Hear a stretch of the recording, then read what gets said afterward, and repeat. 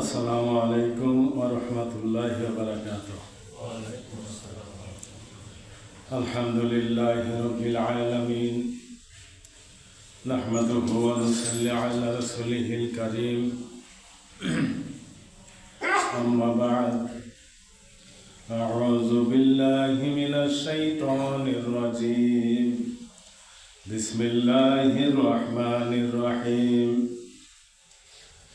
يوم ندعو كل أناس بإمامهم إلا آخিরাত। সম্মানিত মুসল্লিবৃন্দ, শাবান মাসের দ্বিতীয় শুক্রবার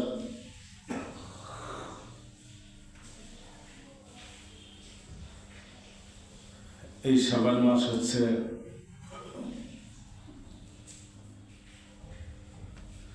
বীজ বপনের মাস। রজব মাস জমি ইমান নামক জমিটি চাষাচাষি, শাবান মাস হচ্ছে সেই ইমান নামক জমিটিতে বীজ বপন করার মাস। আর বীজ কর্তন করা হবে, কাটা হবে রমজান মাস। এই জন্য রসুল সাল্লাল্লাহু আলাইহি সাল্লাম নিসফুস শাবান, শাবান মাসের মাঝামাঝি সময়ে বেশি করে ইবাদত বন্দেগী করতেন এবং এই শাবান মাসে রমজানের প্রস্তুতিও নেওয়া হতো। রমজানের আগের দিন, শাবান মাসের শেষ দিনে রমজানের বিভিন্ন রকমের ঘোষণাও রসুল সাল্লাল্লাহু আলাইহি সাল্লাম দিয়েছিলেন।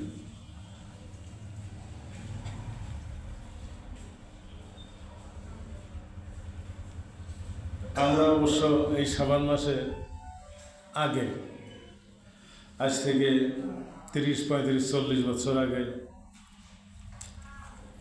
হালুয়া রুটি,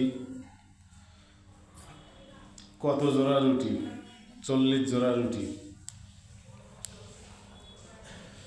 এইভাবে যারা আমার বয়সের আছেন বা আমার বয়সে একটু কম আছেন তারা আমরা জানতাম। এইভাবে আমার কাছে তখনও শুনতো কত জোড়া রুটি তৈরি করা লাগবে, এইভাবে বলা হতো। এখন আর রুটির প্রচলন আছে? নাই। হালুয়াও নেই। হালুয়া নরম খাদ্য, রুটি একটু শক্ত, হালুয়া নরম। এই নরম খাদ্য তৈরি করতেন আমাদের দেশের মানুষ রসুল সাল্লাল্লাহু আলাইহি সাল্লামের দাঁত শহীদ হয়েছিল উহুদের ময়দানে। দাঁত ভেঙে যাওয়ার কারণে রসুলের নরম খাদ্য খাইতেন। সেই সুন্নত আমরা আদায় করতাম বাংলাদেশে নরম খাদ্য দিয়ে। কথা ঠিক না বেঠিক? আর রসুলের দাঁত ভাঙছিল কোন মাসে? রমজানের পরের মাসে।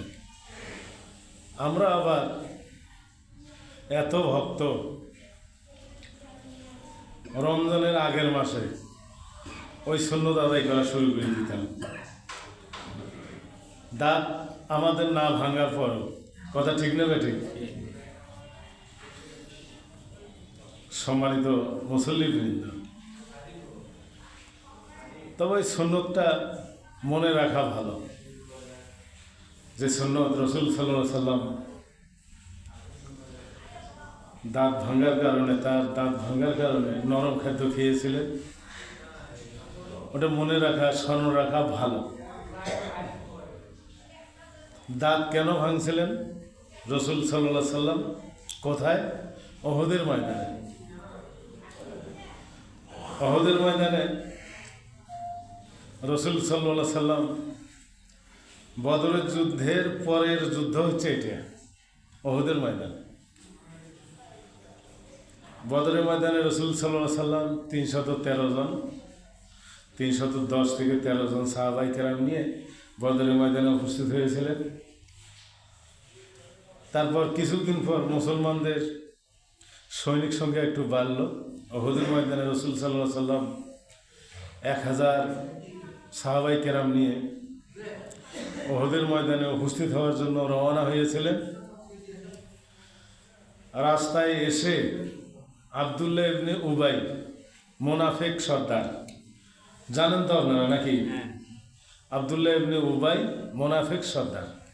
এই মুনাফিক, মুসলমান মুনাফিক, 300 সৈনিক নিয়ে উহুদের ময়দানে পৌঁছার আগেই আলাদা হয়ে গেলেন।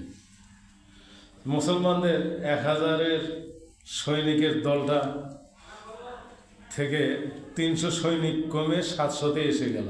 হালকা হলো না, না হলো? মুসলমানদের মনের মধ্যে একটু ভয় জাগার জন্য আব্দুল্লাহ ইবনে উবাই মুনাফিক এই বুদ্ধি করেছিলেন কাফের মুশরিকদের পক্ষ থেকে। আব্দুল্লাহ ইবনে উবাই সাধারণত 300 সৈনিক কম নয় তো, অনেকগুলি। 310, 12, 13 জন সৈনিক নিয়ে রাসূল বদরের যুদ্ধে জয়লাভ করেছেন। সেখানে উহুদের ময়দানে পৌঁছার আগে আব্দুল্লাহ ইবনে উবাই 300 সৈনিক নিয়ে আলাদা হলেন, আর যাবেন না বদরের ময়দানে। সম্মানিত মুসলমান ভাইয়েরা, মুসলমানদের ভেতরও এরকম আছে না নাই? আছে না নাই? মুসলমানরা যখন ঐক্য করে, মুসলমানরা যখন একজোট হয়, কিছুদিন যাওয়ার পর ওখান থেকে আলাদা হয়ে যায়, এতে মুসলমানদের মনে একটু সমস্যা তৈরি হয় না? না হয়? যেমন হয়েছিল সেই দিন রাসূল সাল্লাল্লাহু আলাইহি সাল্লামের জামানায় উহুদের ময়দানে উপস্থিত হওয়ার সময় 300 সৈনিক তো কম নয়। সম্মানিত মুসলমান ভাইয়েরা, আজও ওই রকম মুসলমান আছে, কথা ঠিক কিনা? এই সমস্ত মুসলমান থেকে আমাদেরকে সাবধান হতে হবে, সতর্ক হতে হবে। এখন ওরা ঠিক হোক আর না হোক, আমাদেরকে সাবধান হতে হবে, সতর্ক হতে হবে, কথা ঠিক কিনা? সম্মানিত মুসলমান ভাইরা, রাসূলের জীবদ্দশায় যতগুলি যুদ্ধ হয়েছে এবং রাসূলের মৃত্যুর পরে যতগুলি যুদ্ধ হয়েছে, কোন যুদ্ধে অনেক সৈনিক, লক্ষ লক্ষ সৈনিক মুসলমানদের পক্ষে ছিল না। মুতার যুদ্ধে কাফের মুশরিকদের সৈনিক সংখ্যা ছিল নিচে 1 লাখ। মুতার যুদ্ধে কাফের মুশরিকদের সৈনিক সংখ্যা ছিল নিচে 1 লাখ, ওপরে 1.5 লাখ 2 লাখ পর্যন্ত বর্ণনায়, কোনো বর্ণনায় আসে। আর মুসলমানদের সৈনিক সংখ্যা মাত্র ছিল 3000। কয় হাজার? 3000। তালুত জালুত,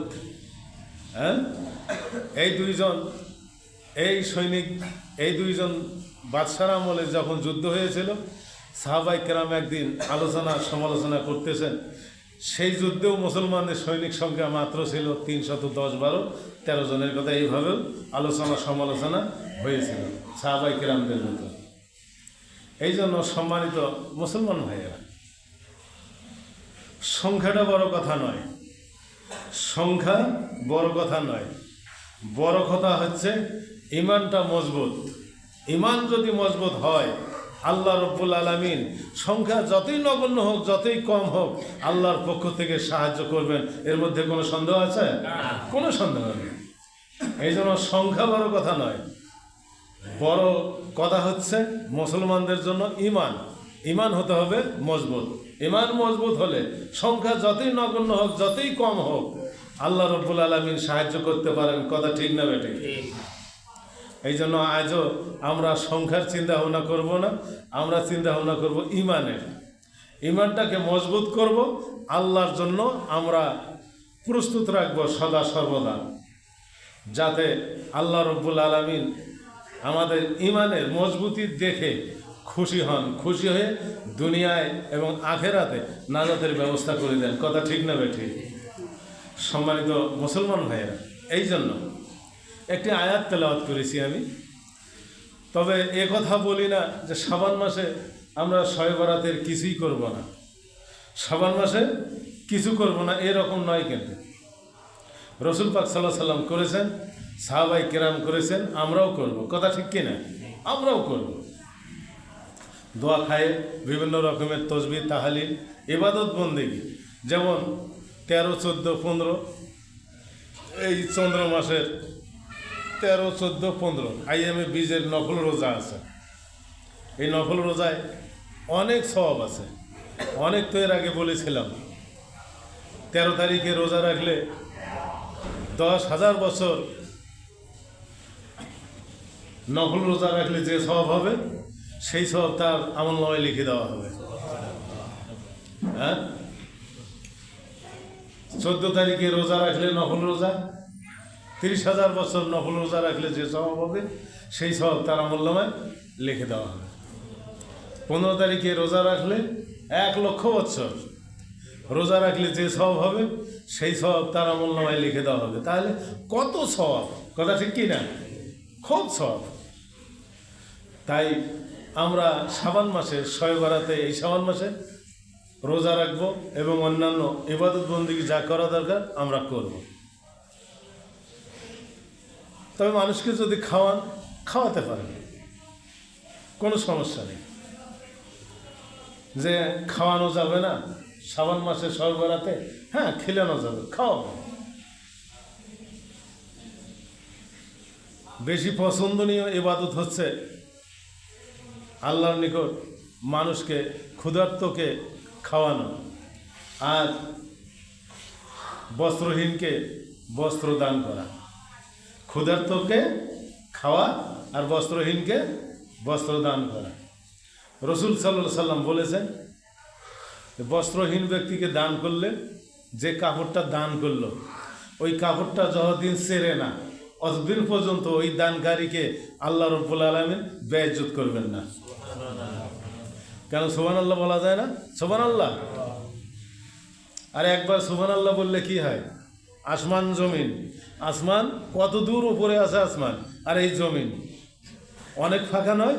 এই ফাঁকা জায়গাটা আল্লাহ রাব্বুল আলামিন সওয়াব দিয়ে পরিপূর্ণ করে দেবেন যে ব্যক্তি সুবহানাল্লাহ বলবে। তা আমরা সেইগুলি থেকে বঞ্চিত হব কেন? বঞ্চিত হওয়ার কোনো কারণ আছে না। তাই আসুন সম্মানিত মুসলমান ভাইয়েরা, আমরা শাবান মাসে এই শবে বরাতে ইবাদত বন্দেগী করব। খাওয়াবেন, যেভাবে খাওয়া দরকার খাওয়াবেন। চা খেলেবেন, পান খেলেবেন, হালুয়া, রুটি, ভাত, খাসির গোস্ত, গরুর গোস্ত দিয়ে খাওয়াবেন। আপনাকে নিষেধ করছে কে? কেউ নিষেধ করেনি। নিষেধ করছে নাকি কেউ? মৌলী মুশিরা তো নিষেধ করেই না। দাওয়াত চায় নাকি? চায় তো, খাওয়াবেন। সম্মানিত মুসলমান ভাইয়া, এই জন্য আসুন, আমি একটি আয়াত তেলাওয়াত করেছি সূরা বনী ইসরাঈলের 17 নম্বর সূরা 71 নম্বর আয়াত। অল্প কয়েকটা কথা। ইয়াওমা নাদউ কুল্লা উনাসিম বি ইমামিহিম। ইয়াওমা নাদউ কুল্লা উনাসিম বি ইমামিহিম। কিয়ামতের ময়দানে আল্লাহ রাব্বুল আলামিন নেতা এবং নেতার দল সহ আল্লাহ ডাক দেবেন তার সামনে। কোন দিন? কিয়ামতের ময়দানে। ইয়াওমা নাদউ কুল্লা উনাসিম বি ইমামিহিম। সেই দিনের কথা আল্লাহ রাব্বুল আলামিন বলেন, সেই দিনের কথা তোমরা স্মরণ করো, সেই দিনের কথা মনে করো, স্মরণ করো, খেয়াল করো, যেদিন আল্লাহ রাব্বুল আলামিন নেতা এবং নেতার দলবল সহ আল্লাহ রাব্বুল আলামিন তার সামনে ডেকে নেবেন, ডাক দেবেন। ডেকে নিয়ে কি বলবেন? আল্লাহ বলবেন, হিজবুল্লাহ আমার একটা দল ছিল। আল্লাহর দল আছে না নাই? আল্লাহ বলবেন, আমার একটা দল ছিল, আমার দলটার নাম হচ্ছে হিজবুল্লাহ। তোমরা কোন দলের লোক ছিলে? তোমরা আজ তোমাদের কথা, আজ তোমাদের পরিচয় আমি আল্লাহ রব্বুল আলামিনের সামনে পেশ করো। আল্লাহ এইভাবে কিয়ামতের ময়দানে বলবেন। আমাদেরকে কার দল করতে হবে? কার দল করতে হবে? হেজবুল্লাহ আল্লাহ দল আমাদেরকে করতে হবে। কথা ঠিক না ঠিক? সম্মানিত মুসল্লিবৃন্দ, কিয়ামতের ময়দানে এমন একটা কঠিন অবস্থা হবে। আজ দেখেন, এই ফেসবুকে দেখি যে মহিলা মানুষ ভোট চাইতে যায়, তাদেরকে ভোট চাওয়ার দেওয়া হচ্ছে না, তাদের উপরে আক্রমণ করা হচ্ছে। আপনারা শুনতেছেন না, দেখতেছেন না? ফেসবুক, রেডিও তো নাই, টেলিভিশনে, পেপার পত্রিকায় পড়তেছেন না? দেওয়া হচ্ছে না। স্বাধীনতা আছে? স্বাধীনতা নাই। আজ যারা এভাবে আক্রমণ করে, হামলা করে, বলেন তো এই আক্রমণকারী হামলাকারী লোকগুলো যদি ক্ষমতায় যায়, তাদের দ্বারা যখন সরকার পরিচালিত হবে, তাদের দ্বারা কোনো ভালো কাজে আশা করা যেতে পারে? আশা করা যাবে? এইগুলির থেকে আমাদেরকে সতর্ক হতে হবে না? সতর্ক হতে হবে কি না? কেমন সতর্ক? যে যারা এই কাজগুলি করে তাদেরকে আমরা ভোট দেব না, আমরা তাদেরকে ভোট দেব না। কারণ আমরা চাই ন্যায় ইনসাফ ভিত্তিক একটা সমাজ ব্যবস্থা, আমরা ভালো ব্যবস্থা চাই। কথা ঠিক কি না? আমরা ভালো কাজ চাই। আমরা চাই মানুষ চরিত্রবান হোক, মানুষ চরিত্র গঠন করুক, মানুষ আল্লাহর সন্তুষ্টি অর্জন করুক, মানুষ ভালো কাজ করবে, সুদ মুক্ত, ঘুষ মুক্ত, দুর্নীতি মুক্ত জীবনযাপন করুক, এটা আমরা চাবো। কথা ঠিক কি না? এই কাজগুলি করতে গিয়ে যদি কেউ ভোট চাইতে যায়, তার স্বাধীনতা আছে তো। আল্লাহ মানুষকে স্বাধীনতা দিয়েছেন। মানুষকে যদি আল্লাহ স্বাধীনতা যদি না দিত, ঢুড্ডামো করতে যখন যায়, তখন ওখানে আল্লাহ আটকাইয়া দিতেন। কথা ঠিক না ঠিক? ওখানে আটকাইয়া দিতেন। সুদ খায়, আল্লাহ যদি স্বাধীনতা যদি না দিত, তাহলে যখন সুদের টাকার লেনদেন হয় ওখানে আটকাইয়া দিত। ঘুষ খায়, আল্লাহ স্বাধীনতা যদি না দিতেন, তাহলে ঘুষ যখন লেনদেন হয় ওখানে আল্লাহ আটকাইয়া দিতেন। কথা ঠিক কি না? আল্লাহ রব্বুল আলামিন এই স্বাধীনতা দিয়েছেন জন্যই পরকালের হিসাব নিকাশ হবে। স্বাধীনতা যদি আল্লাহ যদি না দিতেন, পরকালের হিসাব নিকাশ হতো না, সঙ্গে সঙ্গে বিচার হতো, সঙ্গে সঙ্গে বিচার ফায়সালা হয়ে যেত, সঙ্গে সঙ্গে শাস্তি তার ওপর হয়ে যেত। সম্মানিত মুসলমান ভাইয়েরা, এই জন্য আসুন, আমাদের স্বাধীনতা আছে, আমরা স্বাধীন মানুষ, আমরা স্বাধীন দেশের নাগরিক। এই স্বাধীনতা নাই জন্যই আজ আমাদের এই অবনতি, আমরা অবহেলিত, আমরা দুর্নীতিতে ভরপুর হয়ে গেছি, আমাদের দেশটা দুর্নীতিতে ভরপুর হয়ে গেছে। সম্মানিত মুসলমান ভাইয়েরা, এইগুলির থেকে বাঁচতে হলে, এইগুলির থেকে রেহাই পেতে হলে সৎ যোগ্য নেতৃত্ব প্রতিষ্ঠিত করতে হবে। কথা ঠিক কি না? আর সৎ যোগ্য লোক, ইনসাফ ভিত্তিক সমাজ ব্যবস্থা কায়েম করতে হলে সততা নিয়ে যারা নিজেদের চরিত্রকে গঠন করে, সৎ চরিত্রবান, কোরআন হাদিসের আলোকে এইরকম লোককে বাছাই করে নিয়ে যদি আমরা আমাদের নেতা বানাতে পারি, তাহলে তাদের কাছ থেকে আমরা কল্যাণের আশা করতে পারি। সম্মানিত মুসলমান ভাইয়েরা, এই জন্য আসুন, আল্লাহ রাব্বুল আলামিন বলেছেন, ইয়া আইয়ুহাল্লাযীনা আমানু আতিউল্লাহ আতিউর রাসূল ওয়া উলিল আমরি মিনকুম। আল্লাহর আনুগত্য করো, আল্লাহর হুকুম মেনে চলো, রাসূলের আনুগত্য করো, রাসূলের আদর্শ মোতাবেক নিজেদের জীবন পরিচালনা করো। তা রাসূল তো এখন নাই, আছে নাকি? ওয়া উলিল আমরি মিনকুম, যারা এরকম ক্ষমতা যারা পেয়েছে, রাসূলের পর যারা ক্ষমতা পেয়েছে, কোরআন হাদিসের কথা বলে, তাদেরকে অনুকরণ করো, তাদের আনুগত্য করো। আল্লাহ নিজেই এই কথা বলেছেন। কে বলেছেন এই কথা? আল্লাহ রাব্বুল আলামিন বলেছেন। এই জন্য সম্মানিত মুসলমান ভাইয়েরা, আসুন, আমাদেরকে চাইতে হবে সৎ নেতৃত্ব, সৎ যোগ্য ইনসাফ ভিত্তিক সমাজ ব্যবস্থা যারা কায়েম করবে, এরকম নেতা আমাদের দরকার আছে। কারণ যেহেতু কিয়ামতের ময়দানে আল্লাহ রাব্বুল আলামিন নেতা এবং তার দলবল সহ আল্লাহ ডাক দেবেন তার সামনে। সম্মানিত মুসলমান ভাইয়েরা, সেই দিন এমন একটা অবস্থা হবে কিয়ামতের ময়দানে, রাসূল সাল্লাল্লাহু আলাইহি সাল্লাম বলেন যে একজন মানুষের নেকি বদি পাপ আর পুণ্য মাপা হয়ে গেছে, পাপ পুণ্য মাপার পর একটা নেকি কম হয়ে গেছে, একটা নেকি কম হওয়ার কারণে আল্লাহ রাব্বুল আলামিন ঘোষণা করবেন, ও ফেরেশতারা, এই বান্দার একটা নেকি কম হয়ে গেছে, তোমরা এই বান্দাকে জাহান্নামে নিক্ষেপ করো। এই কথা শোনার সঙ্গে সঙ্গে ওই বান্দা বলবে, আল্লাহ আমার কয়টা নেকি কম হয়েছে? আল্লাহ রাব্বুল আলামিন বলবেন, একটা নেকি কম হওয়ার কারণে তোমাকে জাহান্নাম যেতে হবে।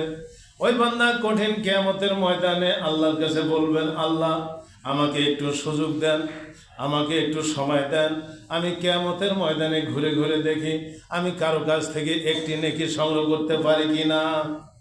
এইভাবে কিয়ামতের ময়দানে এই মানুষটা বলবে, এই বান্দা, আল্লাহর বান্দা বলবে যে আল্লাহ আমাকে একটু সময় দেন, কিয়ামতের ময়দানে আমি ঘুরে ঘুরে দেখি কোথাও একটা নেকি পাই কি না। একটা নেকি যদি পাই তাহলে তো আল্লাহ আমি জান্নাতে যেতে পারবো। একটা নেকির আশা করবে না মানুষ কিয়ামতের ময়দানে, করবে না, এরকম আশা করবে না, আশা পোষণ করবে না। আল্লাহ রাব্বুল আলামিন বলবেন, ও বান্দা, ইয়াউমা ইয়াফিরুল মারউ মিন আখিহি ওয়া উম্মিহি ওয়া আবিহি ওয়া সাহিবাতিহি ওয়া বানিহি লিকুল্লি ইমরিইন ইয়াউমাইজিন শাআনু ইয়ুগনি। আল্লাহ রাব্বুল আলামিন বলেন, ইয়াউমা ইয়াফিরুল মারউ মিন আখিহি, আজ এই কিয়ামতের ময়দানে কঠিন বিচারের দিনে সবাই সকলকে দেখে, অর্থাৎ ভাই ভাইকে দেখে পালাবে, মা তার সন্তানকে দেখে পালাবে, সন্তান তার মাকে দেখে পালাবে, ছেলে তার বাবাকে দেখে পালাবে, বাবা তার ছেলেকে দেখে পালাবে, স্ত্রী তার স্বামীকে দেখে পালাবে, স্বামী তার স্ত্রীকে দেখে পালাবে, সন্তান ছেলে মেয়েরা বাবাকে দেখে পালাবে, বাবা ছেলে মেয়েদেরকে পালাবে। আল্লাহ রাব্বুল আলামিন বলেন, আজ এই কিয়ামতের ময়দানে কেউ কারো ধার ধারবে না, কারো কথা স্মরণ করবে না, কেউ কারো কাছে যাবে না, কাউকে পাত্তা দেবে না। অথচ ও বান্দা, তুমি নাকি বলতেছ কিয়ামতের ময়দানে একটা নেকি খুঁজে খুঁজে কারো কাছ থেকে নিয়ে আসবে। এইভাবে আল্লাহ বলবেন, সবাই তো সবাইকে দেখে পালাবে কিয়ামতের ময়দানে, আর তুমি বলতেছ যে আমি একটা নেকি খুঁজি খুঁজি দেখি পাওয়া যায় কিনা। বান্দা কারো কাছে তো পাবে না, সবাই সকলের ব্যস্ততায় নিমজ্জিত থাকবে কিয়ামতের ময়দানে, কেউ কারো কথা শুনবে না বা স্মরণ করবে না, কারো ধার ধারবে না কিয়ামতের ময়দানে। সম্মানিত মুসলমান ভাইয়েরা, কিয়ামতের ময়দানে যখন একটা নেকির কারণে জাহান্নামে যাবে, সে জাহান্নামে যাওয়ার হুকুম হবে, ওই মানুষটি বলবে যে আল্লাহ আমাকে একটু সময় দেন, আমি খুঁজে দেখি। আল্লাহ এই কথা বলবেন। সম্মানিত মুসলমান ভাইয়েরা, এই বান্দা যখন এই কথা বলবেন, আল্লাহ রাব্বুল আলামিন বলবেন, বান্দা আমি তোমাকে সময় দিলাম, তুমি কিয়ামতের ময়দানে খুঁজে দেখো। আল্লাহ সময় দেবেন, সুযোগ দেবেন, কিয়ামতের ময়দানে খুঁজে দেখো। ওই বান্দা খুঁজতে খুঁজতে হঠাৎ করে একজন লোকের সঙ্গে দেখা হবে। দেখা হওয়ার পর সেই লোকটা বলবে, কি খুঁজতেছেন আপনি, কোথায় যাচ্ছেন? তখন এই বান্দা বলবে, এই মানুষটি বলবে, একটা নেকির কারণে আজ আমাকে জাহান্নামে যেতে হচ্ছে। তখন ওই লোকটা বলবে, আমার নেকি বদি, আমার পাপ পুণ্য ওজন করা হয়েছে, মাপা হয়েছে। ও আল্লাহর বান্দা, আমার পাপ পুণ্য মাপার পর মাত্র আমার একটা সওয়াব হয়েছে। ওই লোকটা বলবে যে আমার একটাই সওয়াব, আর সওয়াব নাই। তখন এই লোকটাকে বলবে, আপনি একটা সওয়াবের কারণে জান্নাতে যেতে পারতেছেন না? ওই মানুষটি বলবে, ও আল্লাহর বান্দা, আমি জাহান্নামে যাই, আর কোথায় যাই, আমার এই নেকিটা দিয়ে যদি তুমি জান্নাতে যেতে পারো, আমি আল্লাহর হস্তে তোমার জন্য নেকিটা আমার দান করে দিলাম তোমাকে। সুবহানাল্লাহ বলা যাবে না? সুবহানাল্লাহ, খালি সুবহানাল্লাহ নয়, কিয়ামতের ময়দানে কঠিন সময় রাসূল সাল্লাল্লাহু আলাইহি সাল্লাম আল্লাহর কাছে ফরিয়াদ করে বলেছিলেন যে আল্লাহ, সেই কঠিন ময়দানে, যে কঠিন ময়দানে সকলকে ভুলে যাবে, সেই দিন যেন আমি আমার স্ত্রী, প্রথম স্ত্রী রসুলের, তার নাম কি? খাদিজাতুল কুবরা রাদিয়াল্লাহু তাআলা আনহা। রসুল বলেছেন, হে আল্লাহ, কিয়ামতের ময়দানে যেন আমি আমার ওই খাদিজাতুল কুবরা রাদিয়াল্লাহু তাআলা আনহার কথা ভুলে না যাই আল্লাহ। এইভাবে আল্লাহর কাছে ফরিয়াদ করেছিলেন। সম্মানিত মুসলমান ভাইয়েরা, যখন এই কথা ওই মানুষটা বলবে, ওই আল্লাহর বান্দা বলবে, আমি আমার নেকিটা তোমাকে দিয়ে দিলাম, এই বান্দা ওই বান্দার নেকিটি নিয়ে আল্লাহর সামনে এসে হাজির হবে। আল্লাহ রব্বুল আলামিন জিজ্ঞাসা করবেন, বান্দা তুমি এই নেকি কোথায় পেলে? আল্লাহর বান্দা বলবে, আল্লাহ তোমার এই বান্দার সারা জীবনের মাত্র একটি নেকি ছিল, আর সবগুলি পাপ। সে আমাকে নেকিটি দিয়ে সাহায্য সহযোগিতা করলো, সেই নেকিটি নিয়ে আল্লাহ তোমার সামনে আমি হাজির হয়েছি। আল্লাহ রব্বুল আলামিন বলবেন কিয়ামতের ময়দানে, ও আমার ফেরেশতারা, আমার এই দুই বান্দাকে তোমরা জান্নাতে প্রবেশ করায়া দাও। সম্মানিত মুসলমান ভাইরা, আজ আমাদের একজনের সঙ্গে আর একজনের সম্পর্ক কেমন? দাও কুরেল নয়, একজন আর একজনের কথা শুনলে নাক ছিটকেই আমরা। এই রকম যদি আচার আচরণ হয় এই দুনিয়াতে, কিয়ামতের ময়দানে ওই রকম কেউ সাহায্য সহযোগিতা করবে? করবে বলেন? করবে না। তো এই জন্য আমাদের এই দুনিয়াতেও ভালো সম্পর্ক হতে হবে মানুষের সঙ্গে। কথা ঠিক না ব্যাঠিক? সম্মানিত মুসলমান ভাইয়েরা, এই জন্য আসুন আমাদেরকে এই দুনিয়ায় পরকালের কথা চিন্তা ভাবনা করে সব কাজ করতে হবে। গত শুক্রবার বলেছিলাম তিনটি বিষয়, যে রাসূল সাল্লাল্লাহু আলাইহি সাল্লাম বলেছেন জ্ঞান, পেট আর হচ্ছে পরকাল। এই তিনটি জিনিস সামনে রেখে কাজ করতে বলেছেন। তাই আসুন, কয়দিন বাঁচব? এখানে অতিরিক্ত 100 বছর, তার বেশি বাঁচার কোনো সুযোগ আছে আমাদের? না, বাঁচি না তো আমরা তার বেশি। এই জন্য আসুন, আল্লাহ রব্বুল আলামিন আমাদের সবাইকে যেন এই দুনিয়ায় একটি ভালো কাজ হলেও আমরা সকলে করার চেষ্টা করব। কথা ঠিক কি না? আর সেই ভালো কাজটি যদি খুব গুরুত্বপূর্ণ হয়, যে কাজটি বাস্তবায়ন করলে সকলের কাছে কল্যাণ যাবে, সকলের কাছে রহমত যাবে, আল্লাহর পক্ষ থেকে সকলের কাছে ভালো জিনিস যাবে, সেই কাজটি আমরা করতে আমাদের কোনো সমস্যা থাকবে?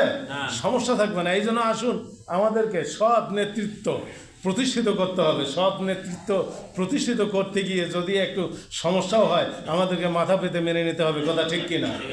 আমরা যেন সকলে সেই সৎ নেতৃত্ব, সৎ যোগ্যতা সম্পন্ন লোককে প্রতিষ্ঠিত, বাস্তবায়ন এবং সামনের দিকে নেতা হিসেবে প্রতিষ্ঠিত করতে গিয়ে যদি আমাদের জীবনে একটু সমস্যা নেমে আসে, আমরা সেটা যেন মাথা পেতে মেনে নিয়ে আল্লাহর সন্তুষ্টি অর্জন করার লক্ষ্যে সামনের পথ আমরা পাড়ি দিতে পারি।